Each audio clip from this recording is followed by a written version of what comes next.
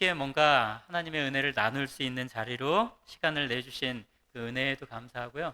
좀 눈을 뜨는 것도 감사한 것 같아요. 건강검진이라고 하도 날라오길래 귀찮아서 에이, 해버려야 되겠다라고 갔습니다. 갔더니 뭐 예전하고는 좀 다르게 많은 것들이 좀 바뀐 것도 있는데 일반 검진 플러스 뭐 50이 넘으면 이것도 해야 되고 저것도 해야 되고 막 얘기를 하길래 저는 아직 건강하다고 믿었어요. 그리고 일반 검진만 하면 안 될까요? 그랬더니 또 제안을 하더라고요. 위험한 게 있습니다. 이건 꼭 하세요 해서 대장 내시경, 위내시경을 꼭 하래요. 그래서 아직까지는 안 해도 될 것 같은데요. 이러다가 그냥 한 가지는 해보겠다. 그래서 위내시경은 늘 한 번씩 했으니까 했어요. 근데 하는데 수면으로 하면 또 물어요. 수면으로 할까요? 그냥 할까요? 묻길래 예전에 수면으로도 하고 그 다음에 또 그냥도 했는데 그냥 하면 시간이 얼마 걸릴까요? 그랬더니 글쎄요 한 세 번만 참으면 딱 끝날 겁니다. 그래요. 그래서 그래요 그러면 한 10분 정도면 될까요? 하고선 갔어요.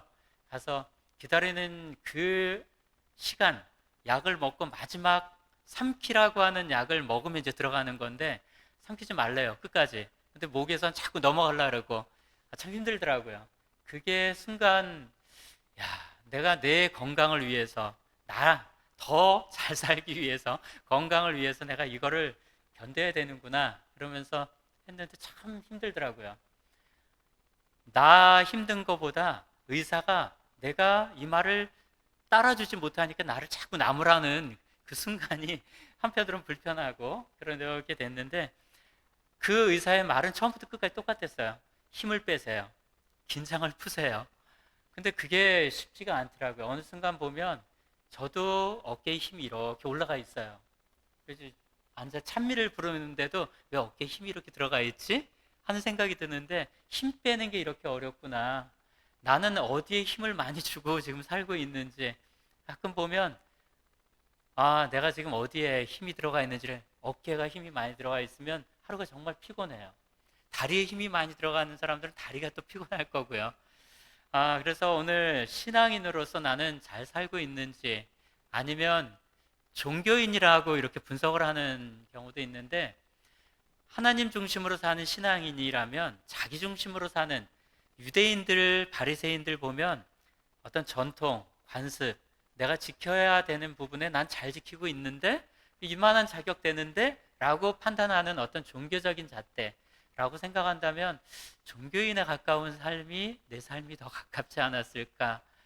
어떤 선생님은 가끔 우산 쓰고 이제 산책을 할 때 여긴 신천을 다니지만 서울에 있는 한 선생님은 망우리를 간대요. 그럼 망우리 어디요? 그랬더니 묘지잖아요. 거기를 가끔 가는데 어떨 때는 저녁에 가면 또 노을이 이쁠 때가 있는데 노을과 함께 그 죽음의 묘비를 보는 게 감동이 온대요. 그리고 자기를 내려놓을 수 있는 정리가 된다는데 글쎄요. 근데 요즘에는 저는 이제 어머니 기일이라 낙골당을 가니까 가장 아름답고 가장 예쁠 때 사진이 거기 있어요. 근데 정말 어릴 때 청년 정말 안타까운 죽음을 이렇게 사진으로 보여주는데 망우리는 이제 묘비에 글을 남겨놨잖아요. 저는 죽으면 뭐라고 남길까? 우리가 이제 주님 안에서 평안히 잠든 누구, 뭐 성도님 누구, 집사님 누구, 뭐 이렇게 표현을 할 텐데 착하고 충성된 종이라는 그런 모습으로 정말 잘 산 신앙인으로 어떤 말이 들어가면 얼마나 좋을까? 그게 정말 신앙인의 가치가 아닐까 하는 생각이 좀 들었습니다. 저희 어머니 사진을 이렇게 보면서 지난번에 잠깐 보니까 딱 그 전에도 예쁜 모습이 있었을 텐데 칠순 때 사진이에요. 근데 가장 고운 옷을 입고 가족이 함께 찍은 사진에 활짝 웃고 있는 모습이 그걸 누가 선택했을까? 뭐 형님이 했을까? 형수님이 했을까? 모르겠는데 쫙 안에다가 액자를 넣어놨더라고요.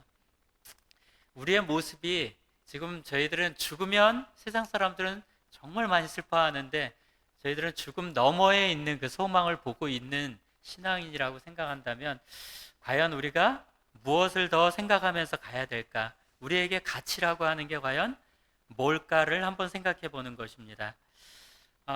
성경에 보면 우리가 이제 감추인 보화 우리 아이들과 함께 나누는 책 제목이기도 했는데요. 천국에 대한 이야기가 나옵니다. 마태복음 13장에 나오는 이야기인데 44절에는 천국은 마치 밭에 감춘 보화와 같으니 사람이 이를 발견한 후 숨겨두고 기뻐하며 돌아가서 자기의 소유를 다 팔아 그 밭을 사느니라.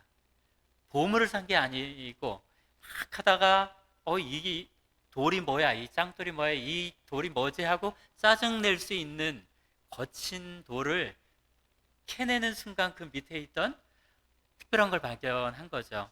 그리고 나서 그 보석 하나가 정말 금일 수도 있고 진주일 수도 있고 다이아몬드일 수도 있는데 그 하나를 만약에 꺼낸다면 그걸 내 재산으로 감당하기 어려웠을 거예요. 근데 모든 돈을 끌어와 진짜 영끌로 다 끌어서 영혼까지 모든 가족, 친척 해서 보석을 산 게 아니라 밭을 샀다라고 하는 이야기 속에 이 밭이 뭘 의미할까? 밭의 가치가 뭘까? 보석의 가치 이상을 갖고 있을까? 두 번째는 천국은 마치 좋은 진주를 구하는 장사와 같으니 극히 값진 진주 하나를 발견함에 가서 자기의 소유를 다 팔아 그 진주를 사느니라. 이렇게 얘기를 하고 있습니다. 우리가 신앙 안에서 내가 발견한 최고의 가치가 뭘까? 가장 나를 여기에 이끈 어느 집사님의 손길이 나를 이 자리에 만들어준 그 분의 가치는 다른 지나가는 평범한 사람하고는 다를 거예요. 또 친구가 나를 인도하든 내가 친구를 인도했든 신앙과 연결의 고리가 이렇게 생겼다면 그 가치는 분명히 세상 돈으로 환산하기 어려울 겁니다. 요한복음 4장 29절에는 내가 행한 모든 일을 내게 말한 사람을 와서 보라 라고 하는 한 여인이 있습니다. 유대인들은 여기랑 적대적인 곳이에요. 어딘지 아시겠죠? 사마리아, 그죠? 수가라는 동네를 예수님이 지나가시며 제자들과 함께 가는 그런 자리에 한 여인을 한낮에 땡볕에 만나는 이야기가 나옵니다. 와서 보라는 얘기는 빌립도, 어떻게 보면 나다나엘 소개, 하나님의 성경을 또 진리를 소개하는 장면, 제자들도 또 안드레도 우리가 보면 와서 보라는 어떤 와보세요 라는 거는 교회로도 데리고 올 수 있고 누군가 목사님께 데려올 수도 있고, 근데 이 수가성에 사는 사마리아 여인은 참 인생이 자기를 돌아봐도 정말 자격이 어땠을까, 다른 사람들보다 못하다고 많이 느꼈을 거예요. 근데 예수님은 그걸 탓하지도 않고 스스로 고백하는 그 이상의 이면에 있는 것들을 다 알고 계시는 그 모습을 보면서 이 여인은 선지자라고 고백을 해요. 그러면서 어떻게, 그리고 이 물이, 내가 주는 물이 또 이 물과 다른 생수라는 이야기를 하면서 어떻게 해요? 그러면 차라리 나 한 번도 목마르지 않게끔 그 생수가 우리 집에 있게 해주세요라고 이제 얘기를 하는 이런 이야기인데, 우리에게는 예수님은 진리요 생명의 떡이요 뭐 여러 가지로 비유를 하고 계시잖아요. 나에게는 예수님은 과연 뭐라고 비유할 수 있을까? 집사님은 어떠셔요? 오랫동안 함께 동행하는 예수님은 나에게는 어떤 거로 비유할 수 있을까? 세상에 어떤 거로 비유할 말이 가장 아름다운 게 있다면 그걸 선택하시겠죠, 그죠? 자, 그래서 오늘 이 사마리아 여인이 와서 보라고 정말 막 흥분해가지고 마을에 가서 다른 사람들하고 평소엔 얘기도 안 했을 거예요. 할 수도 없는 그런 자격지심을 갖고 있는 열등감이 있는 사람이었는데 가서 큰 소리를 외치면서 사람들이 이 사람이 뭐지? 그래? 가서 한번 네 말이 아니라 내가 한번 들어볼게 하고 들어보니 진짜구나, 이걸 느끼게 해준, 어떻게 보면 그 가치를 다시 한번 전달하는 그런 사람이었습니다. 요거는 이제 실천신학대학원이라고 21세기 교회 연구소라는 곳이 있어요. 거기서 청년들, 기독 청년, 교회 나가는 청년들을 한 700명을 무작위로 설문을 해봤답니다. 좀 오래됐어요. 2019년도 같아요. 코로나 직전인데 이 사람들에게 물었습니다. 10년 후에 내 모습이 어떤 모습으로 있을 것 같냐라고 물었더니 나는 교회 떠나 있을 것 같아요. 4.3% 정도면 뭐 많지 않다라고 느낄 수도 있겠지만 나는 남아 있을게요 라는 사람은 50%가 조금 넘었고요. 가나안 성도라고 있죠. 교회 안 나가는 이 가나안 성도라고 하는, 현재 2019년도 당시에 한 20% 정도 됐지만 더 늘어서 한 19.9%가 늘 39.9% 정도. 근데 여기에서 중요한 게, 성경적인 삶을 살면 현실적으로 내가 성공할 수 있다고 믿습니까? 라고 했을 때 40.4%가 노라고 대답을 했답니다. 내가 성경대로 살면 난 세상에 성공할 수 없다. 이 말을 동의하시나요? 우리 강 집사님 어떠셔요? 성경대로 살면 난 성공한 사람이 아니, 성공하기 어렵다라는 청년들의 대답. 성경대로 살면, 가끔은 그런 게 있죠. 청년들이 취업이 참 어렵잖아요. 우리 내 신앙을 지키면서 양심적으로 뭔가를 하기가 참 어려운 세상인데, 성공이라는 게 세상 잣대로의 성공하고는 좀 다를 수도 있고요. 그죠? 참 어렵다라는 대답이 나오고, 떠날 거라고 얘기를 하고 아예 문화적으로도 다른 문화를 누릴 수도 있다라고 얘기하는 청년들이 안타깝게 느껴졌습니다. 아, 요한 1서 2장을 보면, 그 위에 이제 요한 1서에 보면 많은 이야기들을 쭉 얘기하면서, 첫 번째는 이제 이 세상이나 세상에 있는 것들을 사랑하지 말라라는 15절에 얘기하면서, 이 세상의 모든 것들이 육신의 정욕과 안목의 정욕과 이생의 자랑이니 이런 얘기를 해요. 그러면서 이 세상도 그 정욕도 지나가되 오직 하나님의 뜻을 행하는 자, 바로 누구? 앉아 계신 우리, 또 함께 하시는 우리 성도님들은 영원히 어디에? 라고 중간을 넣는다면 우리가 하늘나라에 거하겠다라는, 이 영원이라는 말을 우리가 자주 듣는데, 정말 영원한 가치를 갖고 있는 게 뭘까? 어느 영국 황실의 그 여왕의 정말 세상에서 가장 큰 다이아몬드가 영원할 수 있을까? 그거보다 우리에게 영원이라는 가치가 뭘까? 영원한 생명을 갖고 있는 그 값어치 있는 그 말씀을 또 전하는 신앙인으로서 우리가 해야 될 역할이 과연 뭘까를 한번 생각해 보자라고 생각을 했습니다. 저를 한번 돌아봤습니다. 10대, 저는 어떻게 보면 교회 성경학교를 많이 따라다녔어요. 그러면서 누나 따라다니면서 그냥 먹을 거 주고 그냥 좋으니까 그냥 따라다녔던 것. 그리고 노래하면서 막 밖에 나가면서 뭔가 노래하는 것도 좋아서 따라다녔던 게 기억이 나서, 점수는 제가 50점 조금 안 되게 줬어요. 기뻤다. 그래도 즐거웠다. 근데 20대로 들어와서는 이제 고등학교 때 선택을 할 때, 제가 아는 고등학교 선배님이 또 합해 계신 분이었어요. 그래서 이제 주말 부흥회로 오셨다가 저희 어머니를 보고 삼육대학을 꼭 보내세요 라고 얘기를 하신 거예요. 삼육대학이 어딘지도 모르고 저는 전혀 모르고 있었는데, 어머니가 그 말을 듣더니 한글도 잘 모르시는 분이 삼육대학을 찾아서 원서를 쓰라는 거예요. 그렇게 해가지고 저도 이제 목사님께 여쭤보고 뭐 하다가 결국은 근데 쓰지 못했습니다. 그때 선택을 못한 그게 어머니가 두고두고 이제 기도 제목이 돼가지고 대학 졸업할 때까지 삼육 안에 들어가라 이걸 기도 제목으로 늘 하신 거예요. 그래서 저도 이제 그게 그냥 뇌리에 박혔던 것 같아요. 참 미래가 불확실했던 그 당시에 또 어머니가 저를 위해서 잠깐 올라오셔서 자취할 때니까 육교를 모르셨어요. 그러다 보니까 서울에서 육교를 그냥 밑으로 지나시다가 사고가 나서 돌아가실 뻔했는데, 그때 제가 이제 마음을 크게 결심을 하면서 원서를, 그래 친구가 또 고등학교 3학년 때죠. 고3 때 그 친구가 저를 대학에 가자라고 할 때 선생님이 좋아, 군대를 혜택을 줬거든요. 그때는 군대도 안 갈 수 있고 그 다음 이렇게 혜택 받을 수 있어 뭐 여러 가지를 얘기해가지고, 그래 그럼 같이 갈까 이래서 그 대학은 선택했는데, 대학을 졸업하면서는 그 친구는 다른 길을 갔으니까 그 다음에 이제 저 혼자 결정을 하는 상황이었어요. 장학금을 받고 그 다음에 뭔가를 한 상황은 아니었고, 그러면 마지막 이제 임용 시험을 보고 나서 임용 포기 각서를 이제 합회에서도, 우리 이제 법인에서 그러려면 이런 절차가 필요합니다 해서 쓰고 그리고 나서 시험을 보고 들어왔는데 후회는 하지 않습니다. 근데 가끔 집사람도 그렇고 친구들도 그렇고 나오지 그랬니? 라는 얘기를 언뜻 비칠 때가 있어요. 이곳이 이제 힘들지 않니? 라는 얘기를 저한테 이제 우회적으로 묻는데 힘들 때가 없지는 않죠.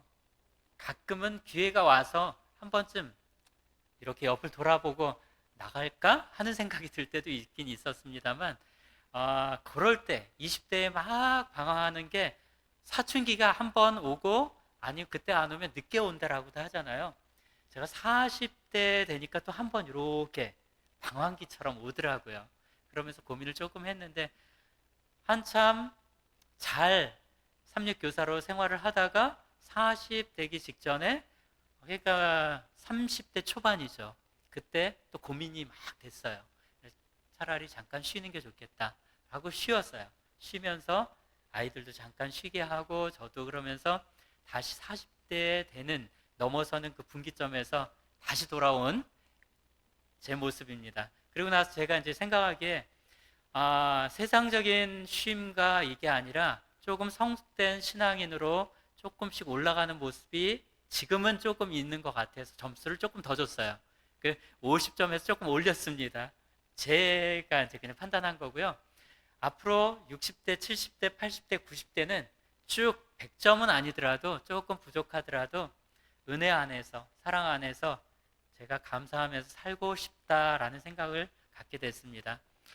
천국을 발견한 이 농부가 정말 값진 보화를 발견한 그 성경학교에서 예수님을 발견했는데 그 끝까지 지키지 못하는 그냥 자기 내 생각 속에 가둬놓고 또는 내 세계 속에서 그냥 합리화하면서 내가 살아오지 않았을까. 그래서 잠시 잊었다 힘들면 또 돌아보는 그런 신앙인, 그 신앙인이라고 부르기 좀 부끄럽다라는 생각을 했고요.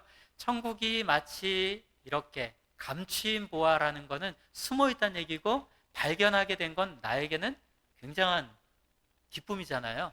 근데 이거를 갖다가 좀 다르게 보고 있는 신학자가 있더라고요. 어떻게 보고 있는가 하면 프랑스 신학자예요. 자크 엘릴이라는 이분은 보화를 발견한 사람은 보화를 사는 것이 아니라 보화가 묻힌 밭을 샀다라는 거에 주목하라는 거예요.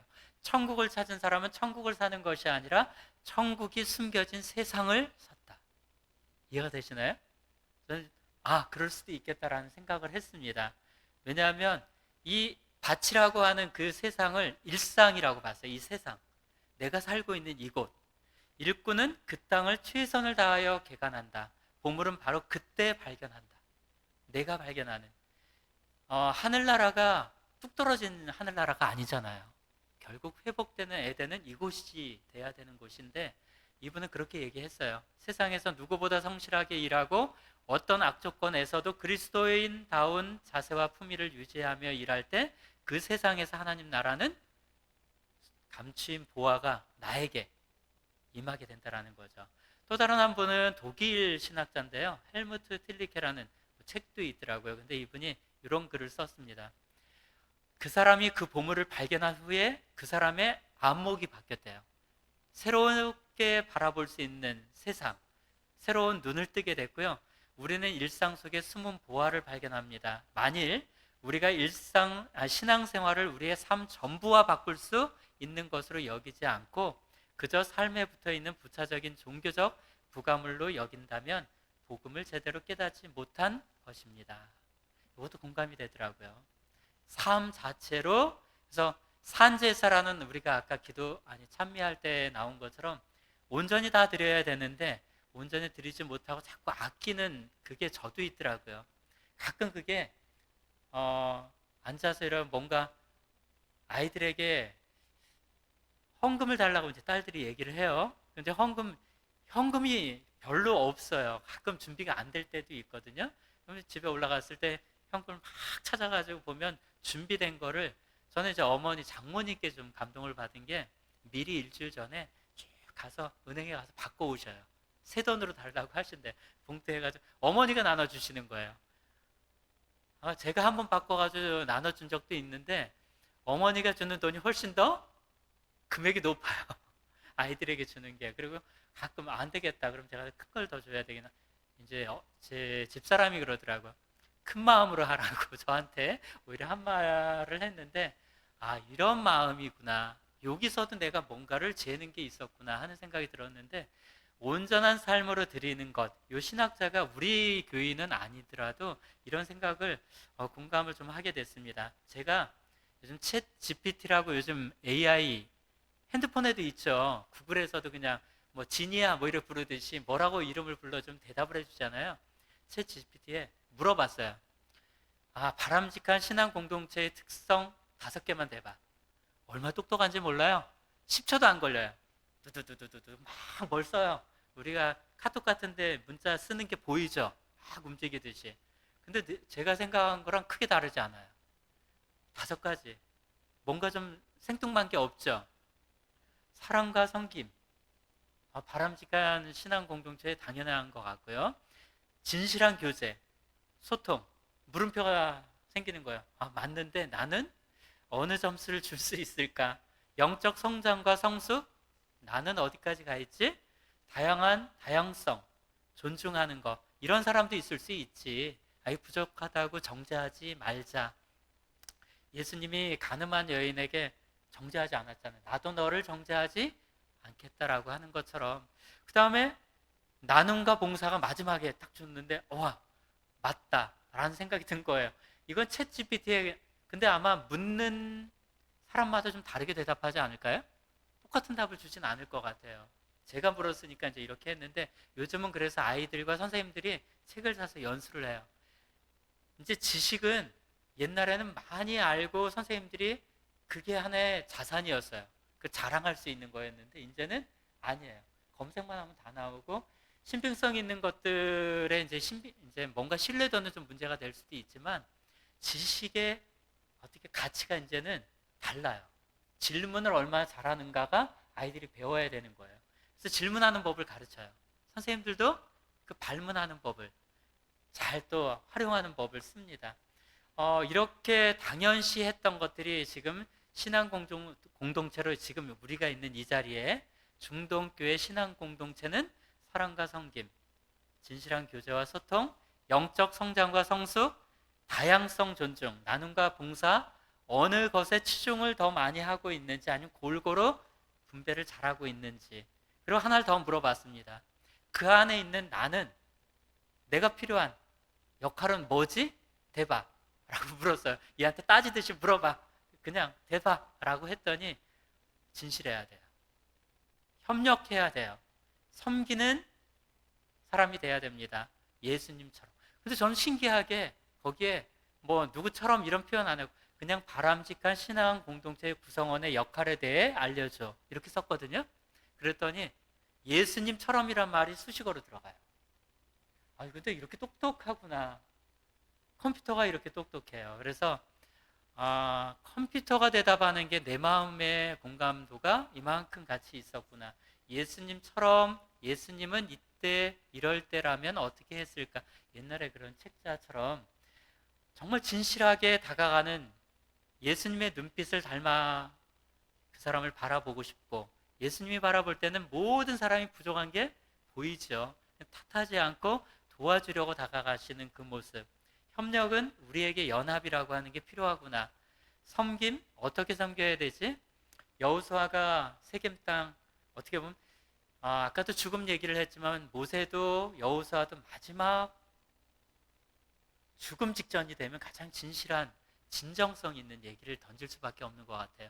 저희 어머니가 마지막 돌아가실 때는 진짜 온몸이 다르게 변화가 됐지만 눈도 못 뜨고 다 그래도 귀는 들린대요. 임종 직전까지. 그래서 옆에 있다가 다른 농담을 하는 사람이 있어가지고 형수님이 막 밖으로 끌고 나갔는데 절대 다른 부정적인 얘기 하지 말라고 어머니가 듣고 계신다. 이런 얘기를 했어요. 여호수아가 장로들에게 백성들에게 얘기하는 것, 모세가 백성들에게 얘기하는 것들이 지금 앉아있는 영적인 백성들 우리에게 하는 말과 똑같을 것 같아요. 오늘날 내가 선택할 누구를 내가 선택할 곳이 어디냐라고 물었을 때 나는 누구를? 하나님 편에서 나와 내 집이 구원을 선택하겠다라고 할 수 있어야 된다라는 거죠. 예수님처럼 내가 살 수 있는가 하고 나를 점검을 한번 해보면, 신앙 점검을 해보는 거예요. 예스 노는 속으로 대답해 보셔도 되겠습니다. 나는 그리스도인임을 확신하고 믿습니다. 시문하듯이 우리 침례 받기 전에 목사님 예스죠. 소리가 들렸어요.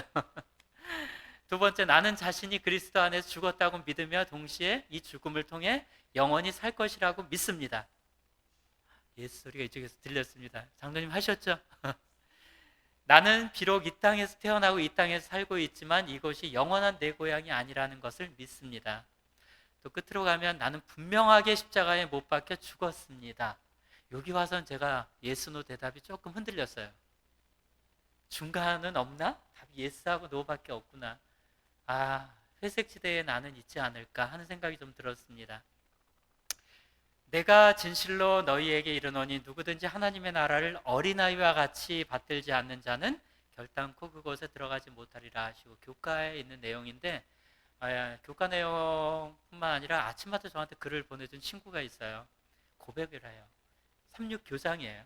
같은 교장으로 있는 친구가 뭐라고 썼는가 하면, 시를 한 편을 썼는데 끝에 부분에 누구나 잘못할 수 있습니다. 실수하지 않는 인생은 없습니다. 신속한 회개로 새 출발하면 된다고 하나님은 말씀하십니다. 아이들처럼 금방 회개하고 빠르게 반성할 줄 아는 순수한 영혼, 어린 아이들을 바라보고 닮아가면 됩니다. 이렇게 쓴 거예요. 그래서 어린 아이들 제가 늘 보고 있는데 그 아이들의 이런 부분을 좀 새롭게 받아들여야 되지 않을까 하는 생각을 했습니다. 그러기 위해서 나는 어떤 신앙인으로, 종교인이 아니라, 자기 중심이 아니라 하나님 중심의 견실한 신앙인, 그러므로 고린도전서에 이제 바울이 내 사랑하는 형제들아 견실하며, 견실, 튼튼하다라는 의미겠죠. 흔들리지 말고 항상 주의 일에 더욱 힘쓰는 자들이 되라. 이는 너희 수고가 주 안에서 헛되지 않은 줄 압니다.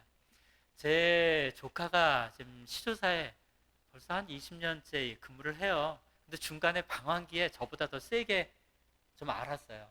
그래서 한 5년 전이죠. 그때 아예 떨쳐 나갔어요. 내가 성령 받기 전에는 다시 이 재단 안에 들어오지 않을 거예요. 그리고 아이들을 다 데리고 봉화를 들어간 거예요. 그 얘를 잡아서 다시 반대로 이제 마음을 바꾸려고 갔다가 목사님도 데려가고 저하고 갔는데 끝내 안 돼가지고 2년 정도, 그리고 또 다른 곳에서 시간을 보내다가 결국은 제자리로 돌아왔어요. 흔들림이라는 거는 어느 순간 걔는 믿었거든요. 굉장히 신실하게 잘했는데 어느 순간 그렇게도 흔들리는구나. 근데 그 아이라고 하면 제 이제 뭐 12~13살 어린 조카지만 제 말도 안 들어요. 그때는. 그리고 어렸을 때는 뭐 그냥 삼촌하고 따라오니까 했는데, 어느 정말 영적인 지도자는, 우리 안에 영적인 지도자는 아닌데 우리 안에서 나간 분의 말을 듣고 봉화까지 간 거예요. 두음리는 아니고. 그리고 그쪽에 가서는 또 5가정이 함께, 5가정이 꼭 같은 마음이 아니더라고요.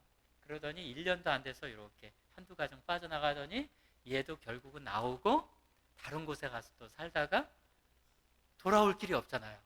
그래가지고 결국은 또 여기에 자리가 날 때까지 기다렸다 또 돌아오는, 다행히 그래도 다시 돌아와서 다행인데, 우리의 어떤 노력이나 어떤 것들이, 신앙적인 것도 씨를 뿌렸는데 금방 다 응답이 없다라고 느낄 때가 있잖아요. 흔들리지 말라고 얘기하는 이 말씀이 참 우리에게 견실한 신앙인이 되어라, 신앙의 공동체의 구성원으로. 그 다음에는 두 번째 뭐가 필요할까 하고 생각을 해봤어요. 시대의 소망에 보면 마음이 겸손한 자와 함께 거하나니, 누가요? 거룩한, 지존 무상한, 영원한 그 하나님이, 그리고 겸손한 자의 영을 소성케 하며 통회하는 자의 마음을 소성케 하려 함이라라는 이런 말씀이 있습니다. 필요를 느끼는 영혼에게는 아무것도 보류되지 않는다. 그는 모든 충만히 그 안에 거하는 예수께 무제한으로 접근할 수 있다. 요즘에 밖에 광고에 보면요, 데이터 무제한, 뭐 와이파이 뭐 이런 것들이 아니라 무제한인 그러면 괜히 그냥 공짜라는 생각이 드는 것 같아요. 그냥 바꾸고 싶고 뭘 해주고 서비스를 하는데 무제한으로 리필을 해준다 그러면 어때요? 그냥 가죠. 그죠? 뭐 조금 비싼 듯 해도 그냥 무제한인데 뭐 다 끌고 가서 뭐라도 하지. 본전을 빼려고 할 텐데 우리는 누구에게? 예수께, 어떤 영혼에게는, 필요를 느끼는 영혼에게는 그런 모든 충만이 그 안에 거하는 예수께 무제한 서비스를 받을 수 있는 자격이 있답니다. 이런 신앙인, 겸손한 신앙이 돼야 되겠다라는 거고요. 세 번째는 언행이 일치하고 거룩한 담화, 요동하지 않는 성실성. 제가 요 안에 이렇게 중동교회에 나온 지가 제가 2015년도에 여기로 오면서 나왔으니까 벌써 7년이 넘었잖아요. 꽤 오래됐죠. 횟수로 보면 그렇습니다. 근데 언행이 일치하는 삶을 사는 사람이야 라고 인정을 할까?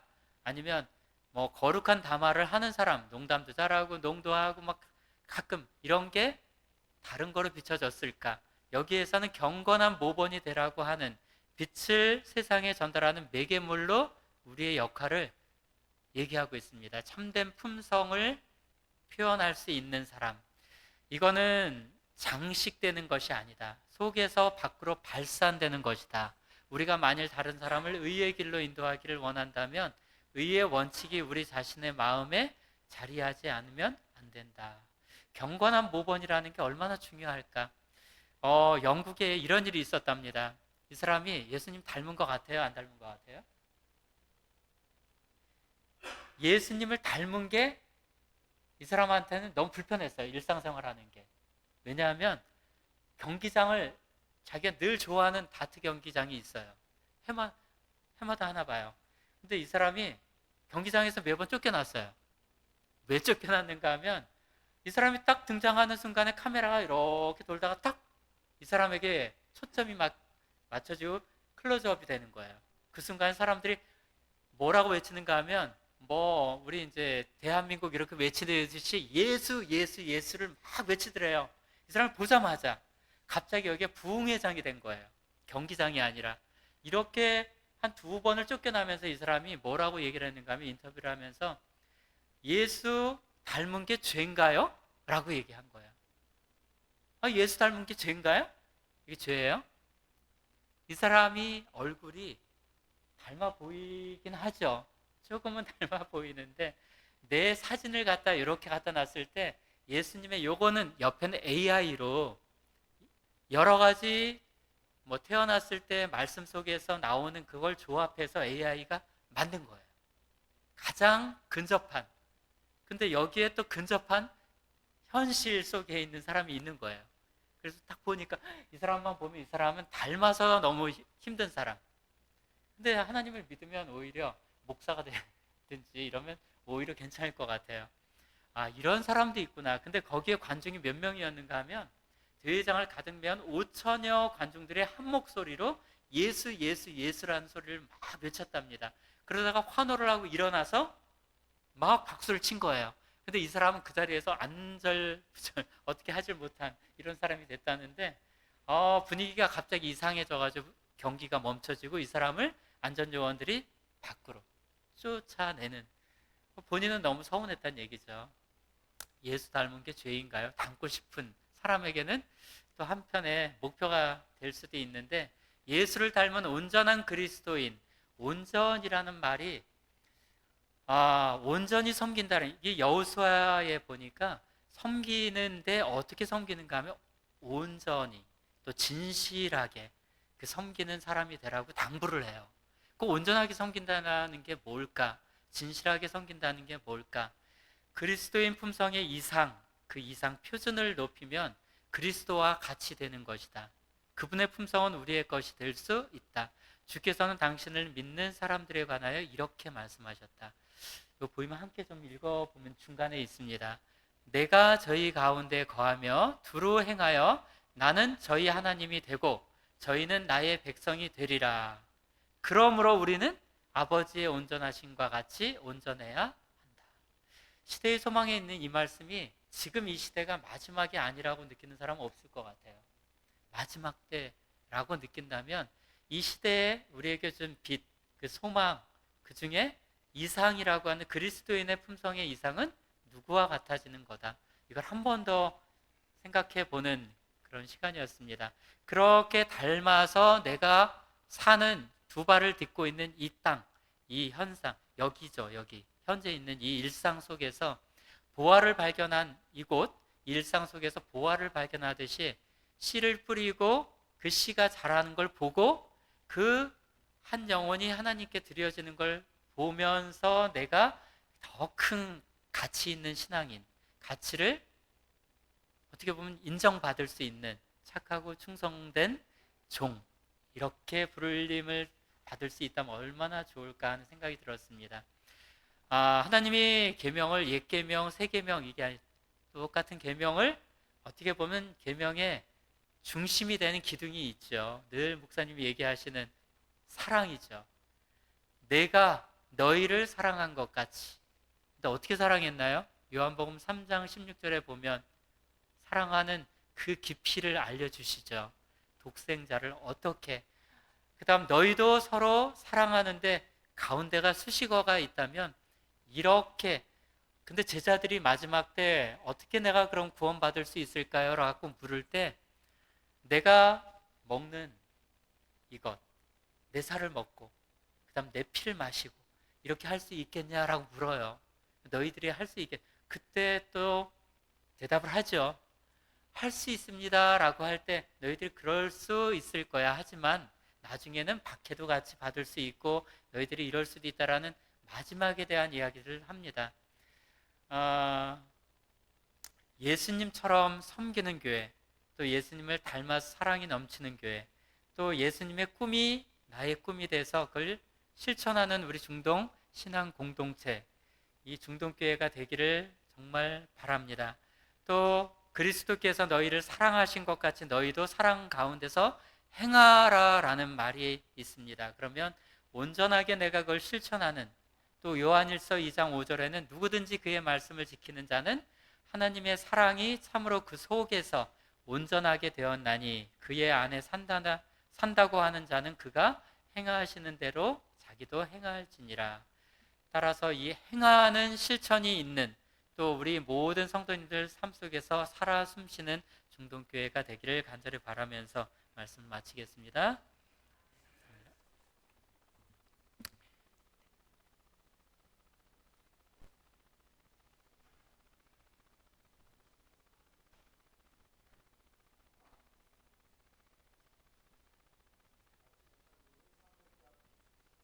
찬미 후에 오늘 말씀 주신 이충호 장로님 기도해 주시겠습니다.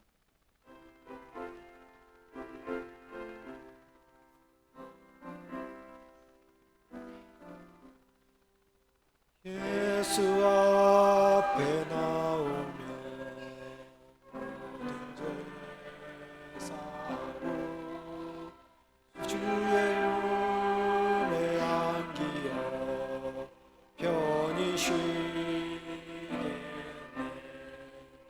우리 주만 믿으며 구원함을 받으며 영생 복락 면류관 우리가 받겠네.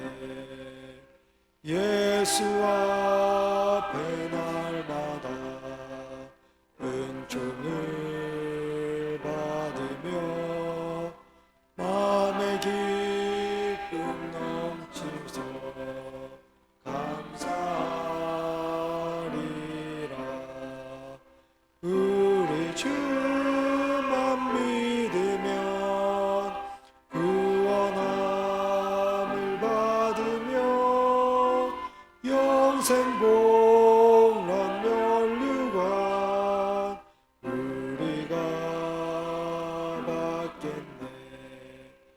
예수 앞에 설 때에 흰 옷을 입으며 밝고 빛난 집에서 같이 살